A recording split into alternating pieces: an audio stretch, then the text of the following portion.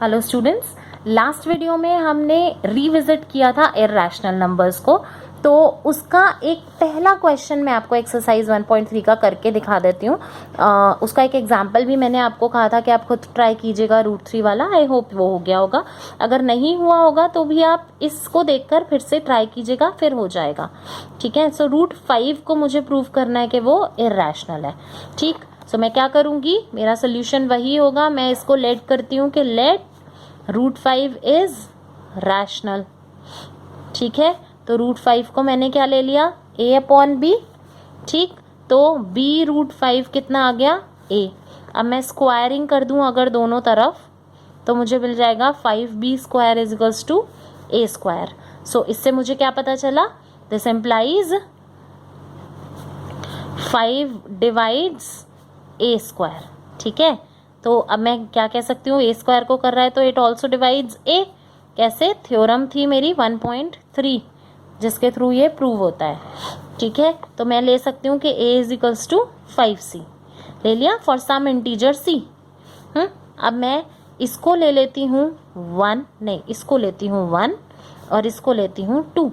अब मैं 1 को 2 में प्लेस कर दूं तो मुझे क्या मिलेगा, b √5 = 5c। स्क्वायर करूंगी तो 5b² = 25c²। तो b² = 5c²।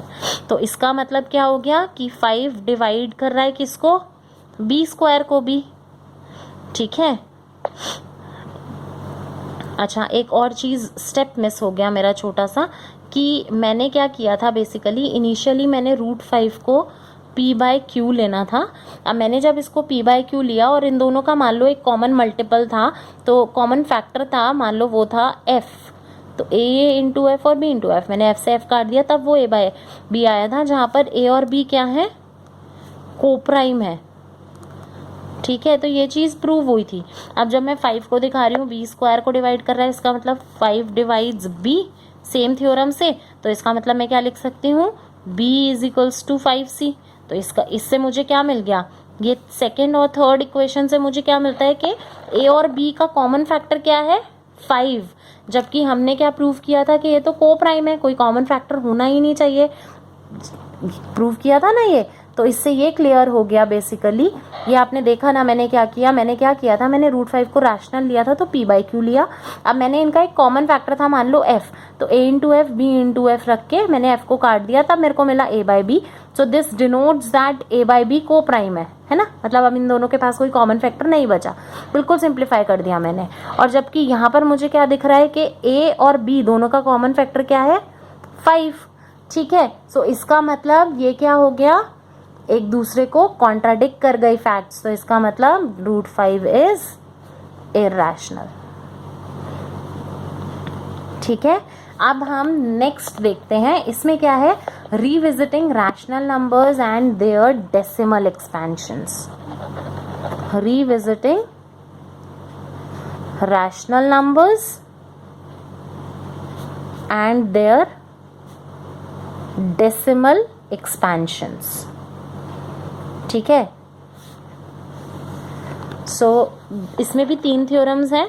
सबसे पहली है थ्योरम 1.5। ये क्या बोलती है, हर रैशनल नंबर जिसका डेसिमल एक्सपेंशन टर्मिनेट करता है। ठीक है। So every rational number whose decimal expansion terminates, खत्म हो जाता है, जैसे 1.4, इसके आगे कुछ नहीं है। 1.5, 3.8, ये क्या है, टर्मिनेटिंग डेसिमल है। Can be expressed in p/q form. ठीक है। जहां पर p and q are coprime and prime factorization of q is, मतलब जो नीचे की तरफ है उसका प्राइम फैक्टराइजेशन हमेशा 2n और 5m ही होगा, जहां पर n and m non negative है। ठीक है। ये क्लियर हो गया आपको कि हमेशा p/q में p और q नॉन प्राइम कोप्राइम होंगे और q हमेशा 2n और 5m होंगे, मतलब इसके फैक्टर्स उसमें होंगे ही होंगे। ये क्लियर हो गया? ठीक, नेक्स्ट थ्योरम क्या है, बिल्कुल इसका कन्वर्स है, थ्योरम 1.6, इसको मैं कह सकती हूँ कन्वर्स ऑफ थ्योरम 1.5। मतलब अगर हर रैशनल नंबर यहाँ पर बोल रहा था जो टर्मिनेट करता है, वो बोलता है कि मान लो कोई रैशनल नंबर है p बाई क्यू, है ना, अब सच दैट उसका जो प्राइम फैक्टराइजेशन है ना q का, वो इस फॉर्म में आ रहा है, तो इसका मतलब उसका डेसिमल एक्सपेंशन कैसा होगा, टर्मिनेटिंग होगा। ठीक है, क्लियर हो गया? ये था कि जिसका टर्मिनेटिंग है वो p बाय क्यू फॉर्म में एक्सप्रेस हो सकता है। अब है कि जो p बाय क्यू फॉर्म में एक्सप्रेस हो रहा है रैशनल नंबर, उसका डेसिमल एक्सपेंशन टर्मिनेटिंग होगा। यही है, कन्वर्स है बिल्कुल।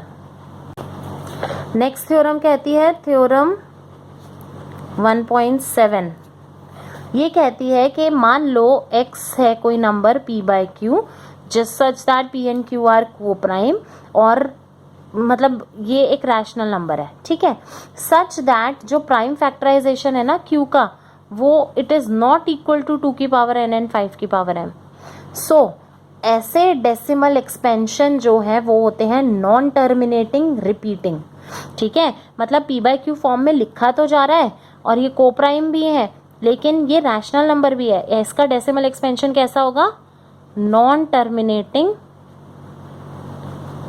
रिपीटिंग। तो मुझे एक चीज तो क्लियर हो गई कि रैशनल नंबर्स के डेसिमल एक्सपेंशन या तो टर्मिनेटिंग होते हैं, ठीक है, या फिर नॉन टर्मिनेटिंग रिपीटिंग होते हैं, रिपीटिंग, रिकरिंग, कुछ भी कह सकते हैं। क्लियर हो गया? मैं एक दो एग्जांपल देती हूँ, उससे ज्यादा क्लियर हो जाएगा। आप अगर एक्सरसाइज खोल के देखेंगे 1.4, तो उसमें आपको दिखेगा पहला क्वेश्चन, जिसमें आपसे कह रहे हैं without long division state whether the following rational numbers have terminating और non terminating repeating decimal. So without long division, मुझे डिवाइड नहीं करना, और मुझे क्या बताना है, state whether the following rational numbers, given है कि रैशनल है, अब हमें बताना है कि टर्मिनेटिंग डेसिमल है या फिर नॉन टर्मिनेटिंग रिपीटिंग डेसिमल है। ठीक है, मैं कैसे दिखा सकती हूँ, मैं पहले पहला पार्ट लेती हूँ, 13/3125। ठीक है, 13 को तो मैं 13 ही लिखूंगी, इसको मैं क्या लिख सकती हूँ, 3125। मुझे या तो 2 लिखना है या 5 लिखना है, तो मैं सीधा 5 से ही करती हूँ। 5 6 30 and 5 2 10, 5 5 25, 5 1 5, 5 2 10, 5 5 20, 5 2 10, 5 5 25, 5 5 5 1, कितना आ गए, 1 2 3 4 5, तो 5 की पावर 5। ठीक है, तो इसको मैं क्या लिख सकती हूँ, 13/2 की पावर 0 इंटू 5 की पावर 5। इस फॉर्मेट में तो आ गया ना, तो इसका डेसिमल कैसा होगा, टर्मिनेटिंग। जहां इस फॉर्मेट में आता है q, तो ऐसे का डेसिमल एक्सपेंशन कैसा होता है, टर्मिनेटिंग डेसिमल एक्सपेंशन। क्लियर हो गया? अब एक और एग्जांपल देख लेते हैं जो नॉन टर्मिनेटिंग होगा। मैं 5th वाला लेती हूँ। ठीक है, 29/343, इसको मैं क्या लिख सकती हूँ, 29 ये 7 का क्यूब होता है, तो which is not equal to 2 की पावर n 5 की पावर m, तो कैसा होगा, नॉन टर्मिनेटिंग रिपीटिंग। क्लियर हो गया?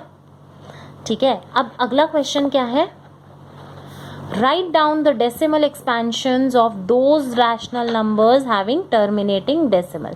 तो ऊपर जिनमें भी टर्मिनेटिंग था ना, उसका डेसिमल एक्सपेंशन लिखना था। ठीक है, तो क्या होगा, अगर मैं 13/3125 करती हूँ, तो मैं नॉर्मल डिवाइड कर देती हूँ इसको, यहाँ 13 लिखूंगी, यहाँ 3125 लिखूंगी, 0 पॉइंट लगा के 0। ठीक है, फिर एक और 0 लगाना पड़ेगा मुझे, अभी भी नहीं कटेगा, क्योंकि एक और 0 लगाना पड़ेगा मुझे, क्योंकि अभी भी नहीं कटेगा। अब कट जाएगा, 3125 है तो 3125, 4 3 12 होता है, 4 से करके देखती हूँ, 5 4 20, 9 10, 4 1 4 5, 4 3 12, 12500, तो 12500, कितना बचा, 500, फिर एक और 0 आ गया, फिर अब आ जाएगा 1 से ही जाएगा क्योंकि 3 2 ज़ा 6 होता है। 3 1 2 5, इसको माइनस करूँगी 4 9 9 10 5 7 8 1 18750। अब ये 3 के टेबल में देख लेते हैं। 6 3 ज़ा 18 होता है। 30 6 2 ज़ा 12 13 14 15 6 7 6 3 ज़ा 18 18750 आ गया। सो इसका डेसिमल एक्सपेंशन कितना हो गया? हमने लिखा था टर्मिनेटिंग है 0.00416। क्लियर हो गया? अच्छा, अब आपका लास्ट क्वेश्चन देख लेते हैं इस एक्सरसाइज का। सो ये क्या कह रहा है? द फॉलोइंग रियल नंबर्स, आपको नहीं बताया कि रैशनल है या इरैशनल है, हैव डेसिमल एक्सपेंशंस। ठीक है, अब in each case decide whether they are rational और इरैशनल। हमने रैशनल के केस में देखा था कि या तो टर्मिनेटिंग होंगे या नॉन टर्मिनेटिंग रिपीटिंग होंगे। ठीक है, end of the form P by Q, what can you say about the prime factors of Q? ठीक है, मैं पहला पार्ट देखती हूँ। 43.123456789। ठीक है, ये यहाँ पे रुक गया तो कैसा हुआ? टर्मिनेटिंग हुआ। ठीक, तो टर्मिनेटिंग होते हैं तो ऐसे नंबर्स क्या होते हैं? रैशनल होते हैं। सो ये एक रैशनल नंबर है। अब टर्मिनेटिंग के केस में Q हमेशा 2 की पावर n और 5 की पावर m के फॉर्म में होता है। ठीक, हो गया मेरा आंसर। सेकेंड पार्ट देख लेती हूँ। 0.120 1200 12000 12000 और ये आगे रिपीट हो रहा है। कैसा है ये? Non terminating non repeating. ऐसा तो नहीं है ना बार बार 120 120 आ रहा होगा, तो ये नॉन टर्मिनेटिंग नॉन रिपीटिंग हुआ। रैशनल क्या होना चाहिए? इधर टर्मिनेटिंग और नॉन टर्मिनेटिंग रिपीटिंग, लेकिन ये नॉन रिपीटिंग है तो ये कैसा हुआ? इरैशनल। सो इसका Q is not of the form 2 की पावर n 5 की पावर m। क्लियर हो गया? ठीक है, अब थर्ड पार्ट देखते हैं। थर्ड पार्ट है 43.123456789 और ये बार, इसका मतलब है 9 के बाद ये फिर से रिपीट होगा 1 2 3 4 5 6 7 8 9। तो ये क्या है? Non terminating repeating. ऐसे नंबर्स रैशनल होते हैं, लेकिन इनका भी Q is not of the form 2 की पावर n 5 की पावर m, जो कि हमने ऊपर मतलब इससे पहले जो थ्योरम थी उसमें देखा था, लास्ट थ्योरम में। आई होप आपको ये क्लियर हो गया है। अगर आपको कहीं भी कुछ भी इश्यूज है आप कमेंट बॉक्स में लिखिए। Thank you.